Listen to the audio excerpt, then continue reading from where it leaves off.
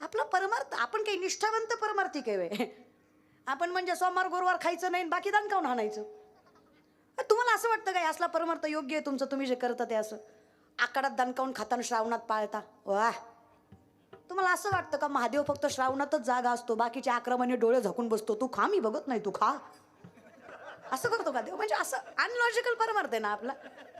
मला आयुष्यपत नवल वाटतं यांच्या परमार्थाचं. 10 दिवस गणपती बुडवताना बाबूराव, वा, म्हणजे ते गणपती कन्फ्युज ना.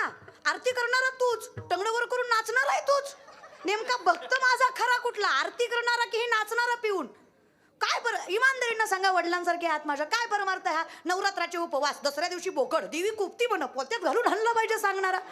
मी सांगणाराच हा ना, ऐकण्याचं राहू दे. तुम्हाला आम्हालाच आमचाच फार त्रास आहे तुम्हाला.